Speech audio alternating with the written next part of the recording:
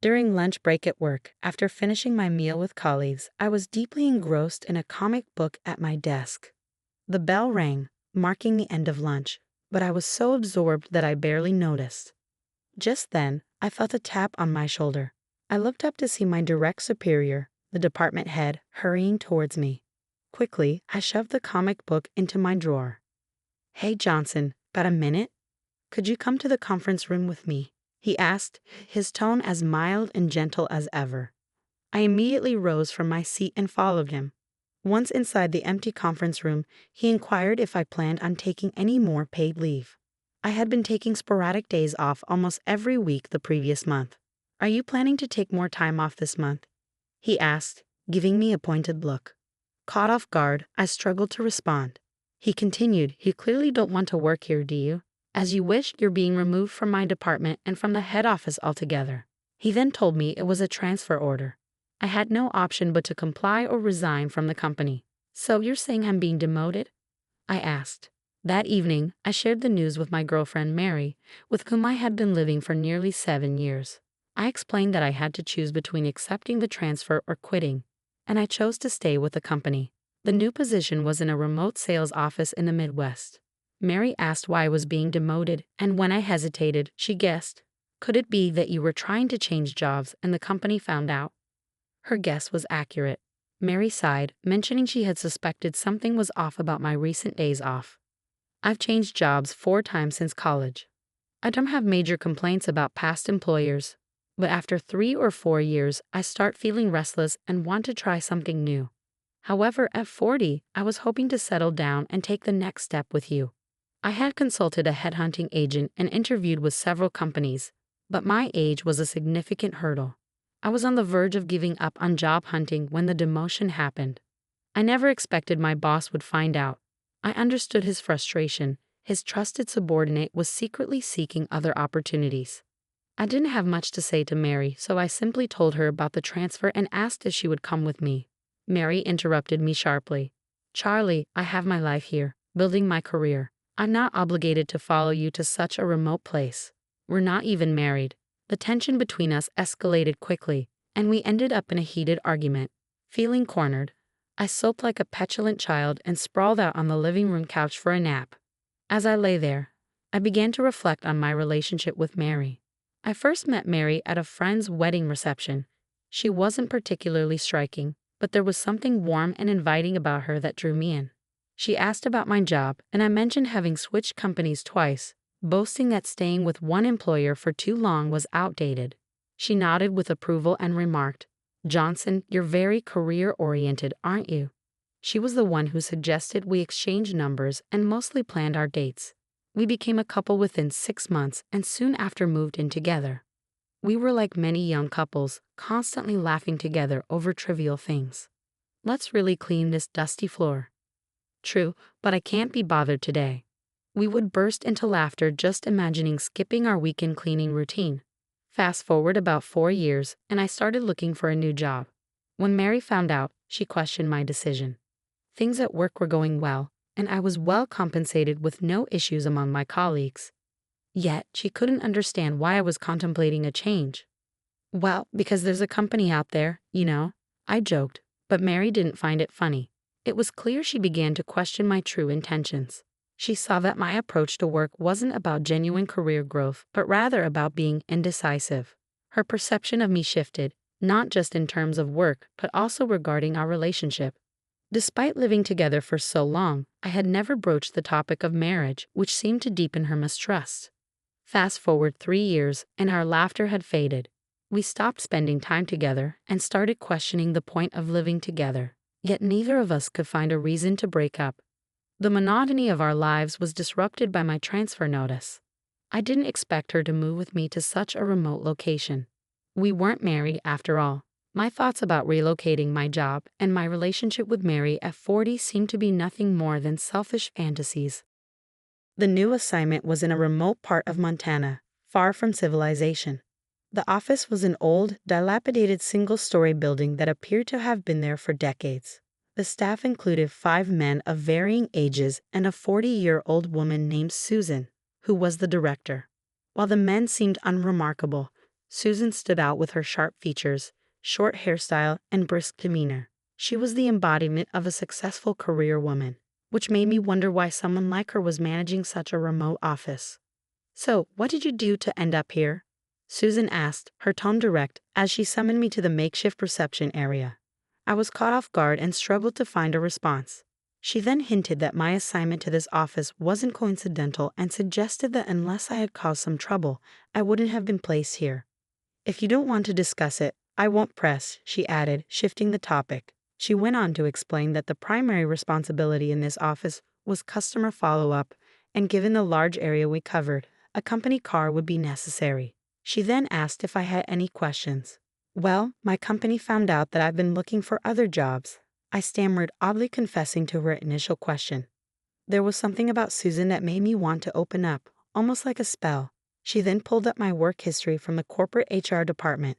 "So you've changed jobs a few times before joining us?" she asked, reviewing the document. "Yes, I tend to seek new opportunities once I get too comfortable," I admitted, finding myself bowing to her repeatedly without realizing it. "I see. I have a proposal for you, Restless Johnson. Are you open to it?" Her straightforwardness was oddly refreshing. She then explained her plan. Since her promotion to director, she and her partner have been aiming to boost the performance of this sales office by acquiring new customers. But they needed the right talent to make it happen. "How about giving it a shot? Think of it as a new job opportunity," she suggested. Her gaze was intense and compelling. "I'll do it," I agreed. I had little choice. But I figured that even in a small sales office, if I could make a difference, I might have a chance to return to headquarters.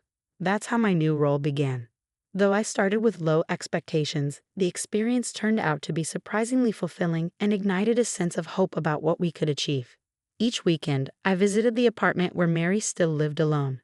I was eager to share the developments from my week at the new office with her. I would start trembling whenever I talked to her. At first, she seemed indifferent, but gradually, Mary began to take notice of what I was saying. "It seems like you're actually happy about the transfer. You're weird," she said, raising an eyebrow. "It's not a transfer, it's a job switch, a new job," I replied with a laugh. Mary chuckled and called me a fool, and soon we were both laughing together, just like old times.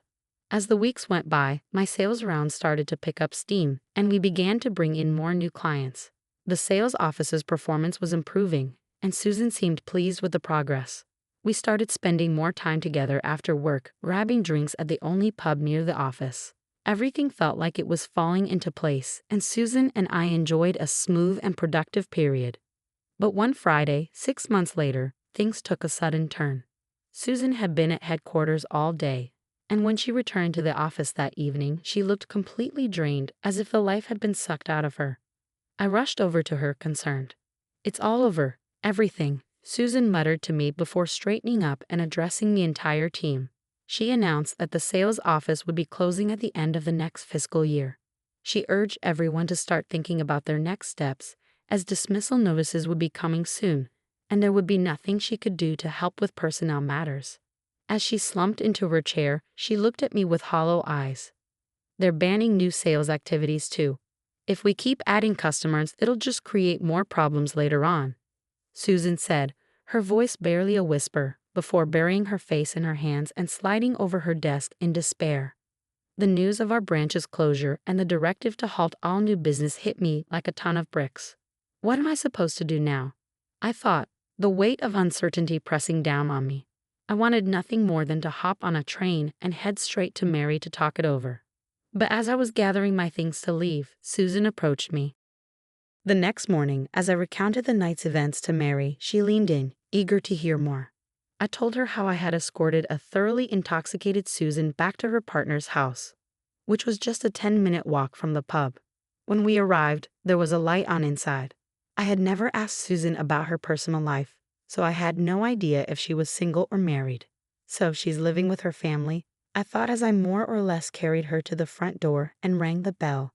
A woman's voice from inside called out, "Yes," before the door opened. The woman looked at Susan, shaking her head. "Susan, get a hold of yourself," she said, gently taking hold of her and scolding her softly. Susan kept muttering, "It's so frustrating," over and over. Who was that woman? Mary asked, her brow furrowed in confusion. Susan's partner, I replied. Partner? Mary repeated, her brow furrowed in thought. She listened as I continued describing the scene that unfolded between Susan and the woman. Susan, usually so composed and professional at work, clung to the woman in a way that was almost childlike, displaying a vulnerability I had never seen before. The woman gave me a wry smile and said, "Here we go again," before gently leading Susan inside. A moment later, she returned to where I stood at the entrance. "Johnson, right? Susan is always in your debt," she said, thanking me sincerely. I explained to Mary that Susan had been sent to our remote branch because the company disapproved of her living situation. She was living with someone who wasn't a spouse or recognized family member. Because of this, Susan and her partner had rented a house themselves without receiving any rent allowances from the company. The following Monday, as soon as I arrived at the office, Susan called me over to the reception area. The first thing she did was apologize for her behavior on Friday. She confessed that she had gotten so drunk she couldn't remember much of what happened. "I must have caused you trouble by making you take me home," she said, her tone genuinely remorseful. Then, lowering her voice, Susan began discussing what was going to happen next. She had decided to resign voluntarily before the company could issue any formal notice. She explained that when she was reassigned to this sales office, she had been headhunted by a client company. At that time, she chose to stay with the company that had demoted her without cause, hoping to prove her worth and perhaps give them a taste of their own medicine. Now, with the branch closing, she wasn't sure if that client would still be interested in hiring her. But she had a few other prospects lined up, so she planned to start her job search as soon as she left. "My roommate suggested it might be better this way," Susan continued. "And she also mentioned that I should lend a hand if you need help finding a new job." She looked at me with a hint of concern. "In other words, as long as I'm still the director here, I'll do what I can to support you. Why not use your paid vacation to start job hunting? I can pull some strings to help you out," Director Shan suggested. Her words struck a chord with me. Ever since I had been reassigned, I had pushed aside any thoughts of changing jobs, resigning myself to stay with the company no matter what orders came down.